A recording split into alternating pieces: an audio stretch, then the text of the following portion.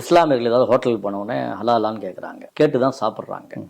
அந்த நிலையில் தடுக்கப்பட்டிருக்கு. எல்லா கடைகளும் ஹலால் என்று போடப்பட்டிருக்கு. அது என்ன முறை ஹலால்? ஹலால் என்றால் என்ன? அந்த பிராணிகளை நீங்கள் வெட்டுவதற்கும் பிறர் வெட்டுவதற்கும் என்ன வித்தியாசம்? ஓகே, அப்போ ஒரு விலங்கை வெட்டுவதற்கு முன்னால 4 விதமான ப்ரீ ரிக்வெஸ்ட்னு சொல்லுவாங்க. நம்பர் 1, அந்த விலங்கு எந்த விதமான நோய்கள் இல்லாம இருக்கணும். அது முதல்ல வெரிஃபை பண்ணணும். அதுக்கு எந்த விதமான நோய் இருந்தா அந்த ஆடோ அந்த கோழியோ அந்த மாடையோ நீங்க வெட்டக்கூடாது. பொதுவா எல்லோருமே நோய்வாய்ப்பட்ட உடனே அடுத்துருவாங்க. கோழியோ ஆடோ மாடோ செய்யக்கூடாது, தவறு.